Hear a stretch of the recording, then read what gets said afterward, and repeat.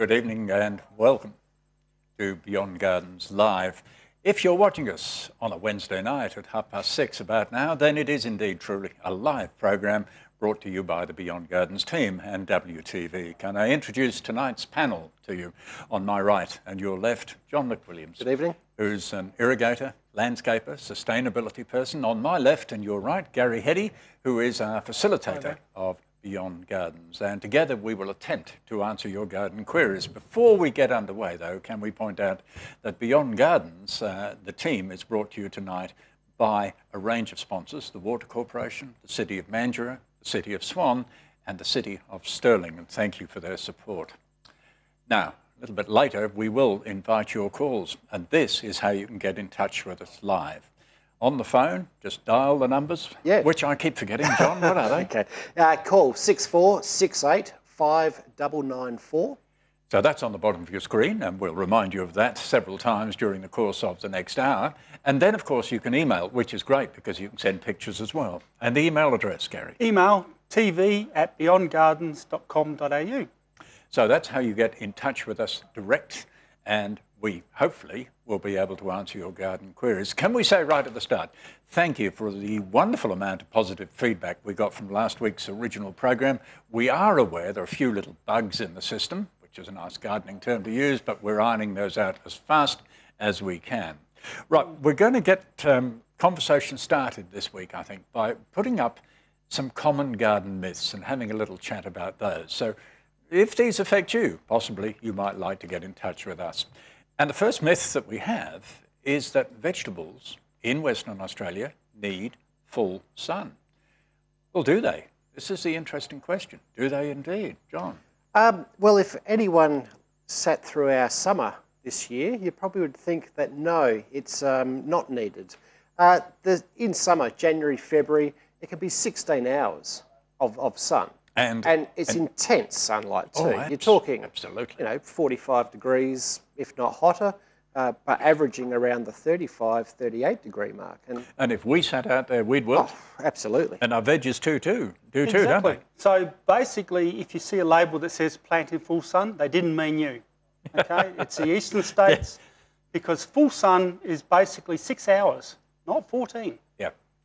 It's just too much. What we land up is growing stressed, dried, sometimes fried vegetables, whereas in fact we need to provide a little bit of shade. Now, interesting that we went down to Lake King last year before, recently I think might be the fair way to say it, and Lake King School there grow their vegetables like this, underneath shade, and they perform very well under these circumstances. So it was good to see that at least the good folk in Lake King knew what they were up to. And that's something perhaps you might like to pick up on. Now, having said that, we were speaking about summer, and we're very much aware that the season has changed. So in winter, this full shade business is not that important. How do you grow your veggies? Let us know. You know the contact details by now, and we await your call. Our second myth is an interesting one again, because this one is about digging. And we're brought up to dig, aren't we? Yes, and I think we've inherited our digging activities from the Europeans.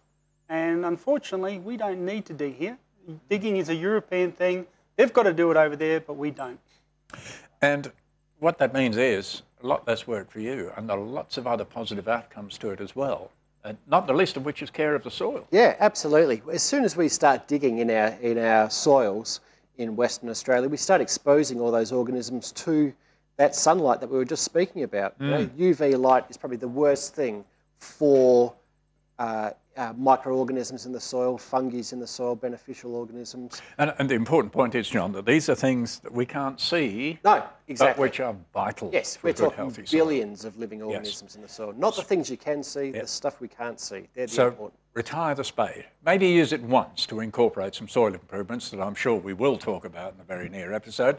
But then retire it, and if you have to get potatoes out, dig them out with a little trowel and fossick them out, pick them out. But leave the soil as it is, because it really will maintain that life in the soil that's critically important to all of us. And in fact, John, we go to the country areas a lot now, and the farmers are developing low-till farming practices. So basically, we're trying to develop an urban version of no-till. as I said, maybe we'll do it in more details. We'll talk with some soil scientists, I think, because it is fascinating what goes on in the soil, but it's frightening how bad a habit digging actually is. Isn't that the best news you've had as a gardener for ages? Maybe it's too late for your back. Let's deal with another myth. And this again goes back to the vegetable patch, because we're about, I think, to seriously get back into the vegetable patch now the weather's cooled down a bit. And that is that in the vegetable patch, you've got to use a nice soft mulch like straw. You've got to mollycoddle your little veggies with a straw mulch. Yeah, it's an interesting thing we see all the time. You can use rough mulch in the garden, but everyone says go back to the soft stuff in the veggie garden. And it's silly because mulch is there as an insulation layer, and the soft stuff doesn't actually insulate well. In fact, it sucks the moisture out of the soil. It's really bad news. So this is the sort of mulch we're talking about in the vegetable garden. People find it a bit hard to take this large, coarse, irregular mulch around their lovely, soft, edible veggies. But I can tell you, you'll grow much better veggies with that. Yeah, absolutely. And a lot of people, they think that you're mulching for the plants, but the relationship the mulch has is with the soil and what it can do. It will stop the evaporative loss in that soil by as much as 70%. And that's fairly huge. Yeah, well, it is. It's absolutely massive. And it's still applicable in winter as well. It will retain those moistures. We are getting into a more drying climate as well. So if we get, 3 weeks of no rainfall, that moisture's still locked into that soil. But isn't it nice to get the rainfall we've had? Rainfall. Somebody like to enter a bragging contest in our viewing area, perhaps. Gary had 31 millimetres 31 overnight. for my place. I could top that, 39. And John just wasn't taking any notice at all. I've been a little bit busy over the last few days. But there have been some reports of some fairly heavy rain, so let us know. You've seen the number come up a couple of times there, and you can talk to us direct. Now, I also mentioned that you can talk to us via email. And in fact, we have quite a lot of emails already come in during the course of the week. And you can do that too. The email address is quite simple, tv@beyondgardens.com.au. So, over to my colleagues. Gary, we have an email from. Oh, who have we got this time? We got Tony, who's got a fantastic program panel. So of course we'll get through all the lovely people. Yes. I'm sending you photos of a plant that we should see in a minute. Okay. A friend that's bought. It's a mystery plant. The friends bought them, and they'd like a bit of an idea what it is. I'll just lean over and have a look. Oh, it's one of those, okay, all right. The reason is that whilst we can't put your photos to air, says he playing for time, this one was a bit small. So this, I can tell you, is what it is. Right? That's it. It's Euphorbia. Euphorbia Milii is the full name of it. But it's one of those plants that there are lots and lots of different selections of, so you get different colours of it coming through. Here's a different colour here, look, sort of pale pink, but it grows slowly. It forms a stem that's got thorns on it. It requires no care whatsoever. And being a euphorbia, just be wary about the sap, okay, and the thorns. But apart from that, it's a really tough, vigorous plant, out in the garden or in a pot. I've got one at home, I think, that started off about that big, Gary, and it's now close to 2 metres high. But it's nearly all bare stem. Well, Tony and Althea are actually in Mount Helena, so there's a beautiful environment for it to really thrive. Indeed. So that's what it is, Euphorbia Milii. And as I say, there are many selections of it, many different colours of it. You can get a yellow flowered form as well. To our next email. Oh, and please don't forget, call in quick. There's always a rush at the end of the show. And if you do call in, this is very important. Please remember to turn the volume down on your television. Otherwise, you're going to get caught in one of those technical vicious loops, and it's not pretty, let me tell you. Okay. I'm still trying to get it going. Still trying to get it going. Give me a clue. Well, Lucas has just come in, and he's got garlic that he's got from the local supermarket. And he's just wondering, will they grow properly in his garden, and how long will they take? That's an excellent question, because it may well be imported garlic. And that can be difficult, in fact, with imported garlic, because much of it's irradiated as it comes in order to meet our quarantine standards, which means that it may not grow. Yes, that's right.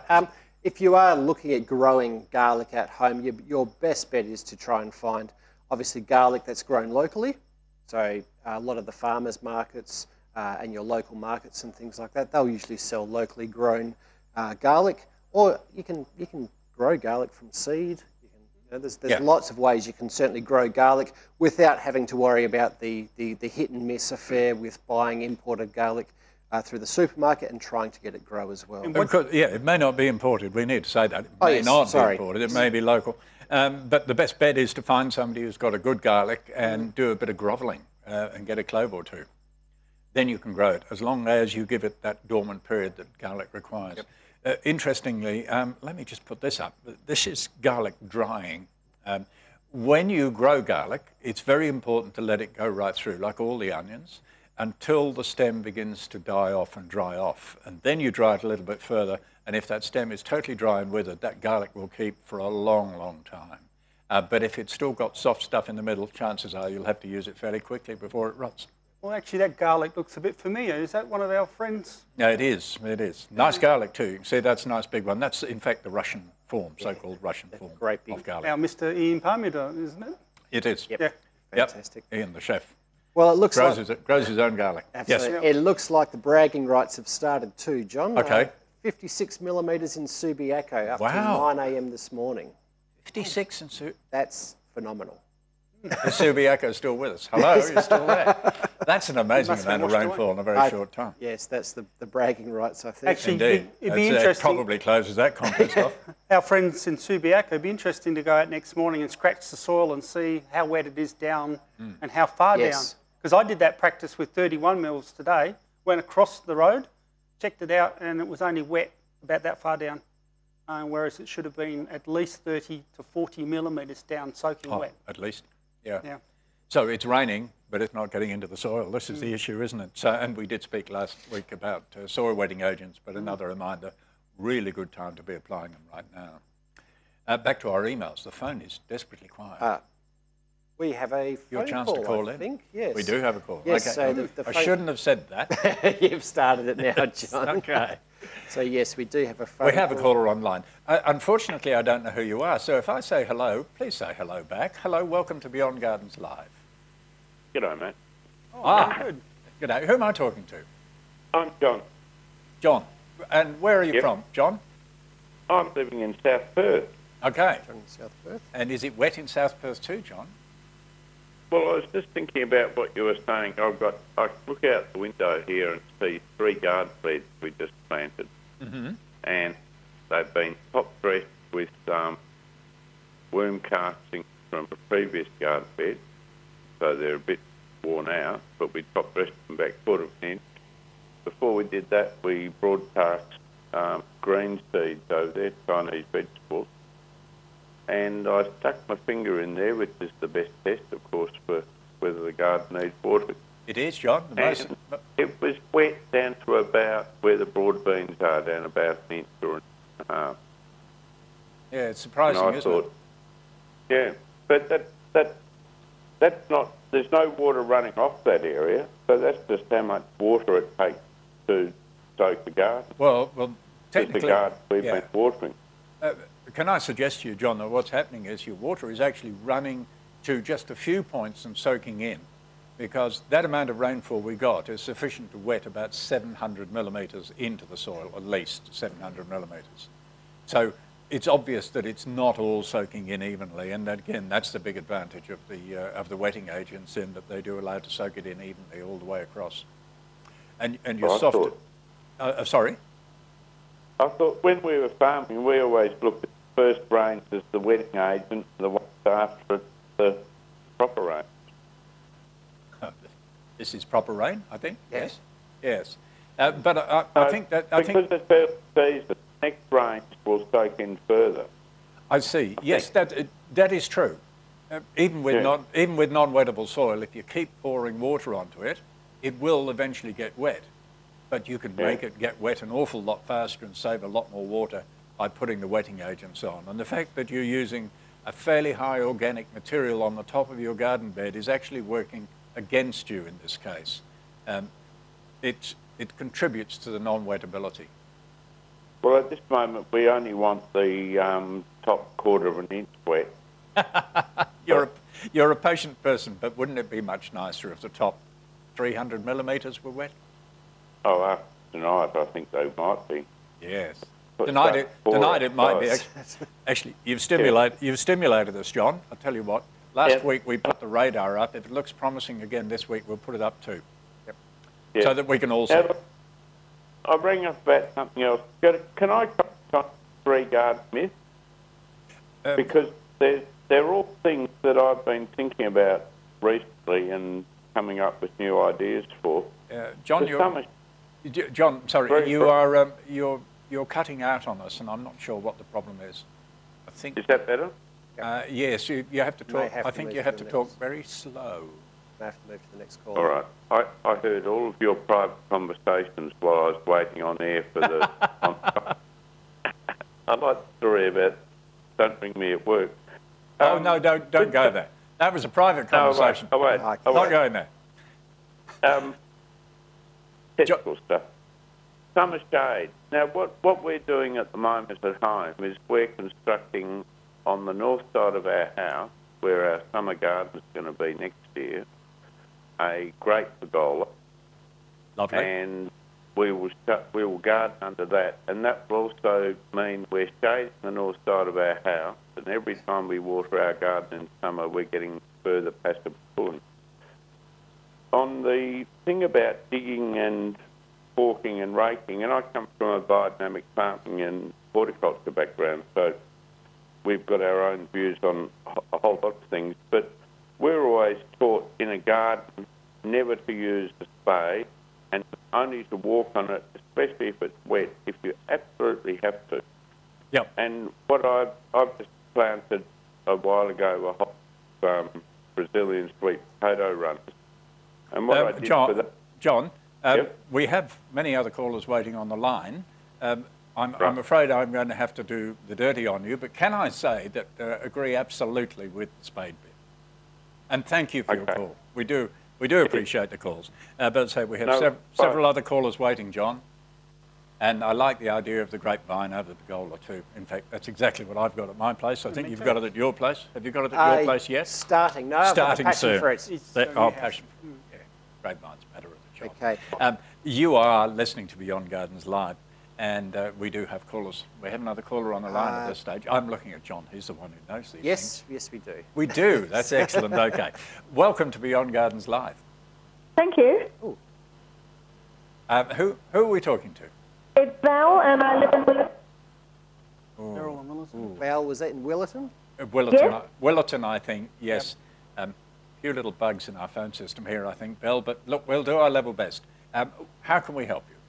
I'd like to ask the panel's opinion on sugarcane mulch, and does it add nutrients to the soil? Did you get that? Oh, I didn't. Sorry. Something about mulch, and what does it add to the soil, Val? The sugarcane mulch. Sugarcane mulch. Oh, okay. Sugarcane mulch. When we talk about a mulch, we talk about, it's raining. Isn't that live television? We can hear it on the roof of the studio here. We talk about a mulch that is water-wise. That's a mulch that has 2 important characteristics, does it not? Yes. Large, coarse, irregular particles, doesn't hold any water. Now that, to my mind, is the only mulch that you could use, that you should use anywhere in the garden. Yeah. And you will notice that the mulch you mentioned does not fit those criteria. And I have to say, I have grave reservations about bringing a mulch over from Queensland that doesn't work. It just doesn't make sense to me. But it's probably very good for the sugarcane growers. They've got rid of it. We've got it instead. Yeah, Beryl, there's nothing special about sugarcane mulch. It's effectively a grass. It soaks up moisture out of the soil and causes all sorts of problems. And you've got the carbon miles associated with bringing it all the way over here. We can put in a compost and then use a coarse, irregular shaped mulch over top of your nice, soft, fluffy stuff, and then you'll get the best of both worlds then. And perhaps the last word on this was we did a workshop. We do lots of workshops all around the state. And on this occasion, we were in Dongara. And the lady volunteered the information. We didn't prize it out of her. She said, sugarcane mulch, yes. I put it out on Sunday afternoon, and on Monday morning, I couldn't find it. It's a bit windy in Dongara. It just blows away. So it's not stable, has no integrity. Does that answer your query to your satisfaction? Very much, yes, thank you. Okay, thank you Thanks for the very call. We do appreciate this call. There's a little bit of what we call ducking going on the line. And I'm sure that they're doing their level best to change it right now. Absolutely. By the sound of it, we have another No, caller we on the don't, line. John. No, we don't? Let's stimulate the conversation and go Okay. to another myth. Another myth. Okay. You don't ask much, do you? Hang on. Let me go to another myth. Okay. I think it's there. Yes, it is. Okay. You need to feed all your plants all the time. Yes. And how many times you get told to feed You're your not saying plants up? yes to that, are you? You're saying interesting question. No, I'm being cynical because Need to be clear about basically this. there's a lot of carry on. There's a lot of practices that make you use more fertiliser than you actually have to do. And I'm putting fertiliser and nutrition through manures in the same category. The time you need to feed your plants is when they're actively growing and not before, because there's a lot of plants that are actually, you ruin them by feeding them, in particular a lot of the fruit trees at the wrong time. I think we just have to be very careful about the way in which we use fertilisers, because we all know to our great regret that the Swan River is not what it should be. It's absolutely loaded with nutrients, and basically that's come about because we don't use fertilisers in particular very wisely at all. So the myth about feeding all your plants all the time is just that. It's a myth. You only feed them when they have the ability to take the nutrients up. Yep. Absolutely. And unfortunately, with these heavy downpours, I mean, 56 millimetres in Subiaco. Subiaco, we know. That's, yeah. Can anybody top that, by the way? Yeah. 56 mil? That's a recipe for disaster if somebody went out on the weekend and fertilised their garden or their lawns thinking they were doing the right thing, and most of that will now end up in so they'll either get physically washed off, or dissolved through. Yep. So that will end up ultimately in the Swan and the Canning rivers, but it will also end up in the local waterways and cause huge any waterways problems. anywhere not only can get seriously contaminated, but generally have been. And to add insult to injury, a lot of people are just feeding below the drip line of the plant. And of course, that's not where most of the action is. So most of the roots are actually beyond the drip line. So you're concentrating fertiliser at a spot where the plant can't get to it, can't absorb it all, so it's got no other option but to go through and contaminate groundwater and a whole range of things. It's all linked. It's all the bigger picture, which I'm sure that over the series of programs we will cover the entire picture, but we'll probably leave that myth there and go to another email. Gary, have you got? I know we've got a swag of emails that we didn't get to last week. I apologise, so we will get to them this week. Well, this one, who's this? Chris and Teresa. They've sown a lettuce mix, and one of the lettuce is growing exceptionally well and is very tasty, but because the seed mix, we can't identify its variety, someone told us that it's co-freckles. Wow. But yes. we've checked the pictures, and the edge of the leaves the veining seems to be different. Okay, all right. Interesting then, because there are a number of, let me just see if I can find a picture of freckles for you, actually. I think I might even have one This is their somewhere. lettuce here, John. We've got a picture. Oh, they've sent us a picture. Yep. Okay, Sorry. all right. But You didn't tell me that, huh? I didn't know. Okay. It is live TV. Come on.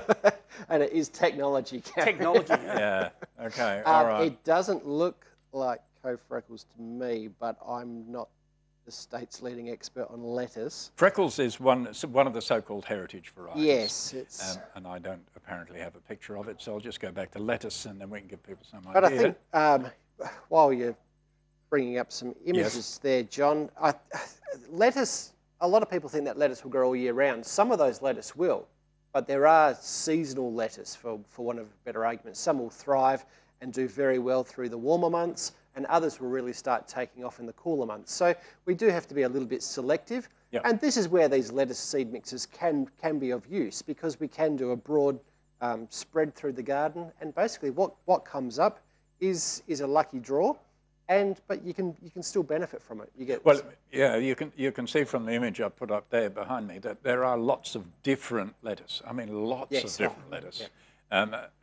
Once upon a time we had a choice of winter lettuce or summer lettuce, but now probably 15 or 20 you could get. And if you went to somebody who provided heritage seeds, I think one of the ones I grew for Garden Week was yellow wavy leaf lettuce, which I'd never seen in my life before. Tasted quite nice. So now let's go back to the question. I'm sorry, we should answer the question. The picture that we've seen, and I haven't been able to get up, I apologise, is not freckles. but it is one of the oak leaf variety, I think. But it could also be one of the so-called cos variety of lettuces. But it's not Freckles. Freckles is easy to tell because it's got freckles all over it. Hence the name. Yep. Okay. Another email? Another email. Shall I? But a reminder, please, that you can call us, and it would be a really good idea if you did, because the lines are free at the moment. And that number that I can never remember because I got it wrong once. I'll and read you it only out. ever have to say it wrong once, and it's embedded in your mind, isn't it? What is it, John? Okay, the phone number to call in is 64685994. Well done. And the emails, were you about to say? yes, we have to take a little bit of a technical break, and we'll be back very soon.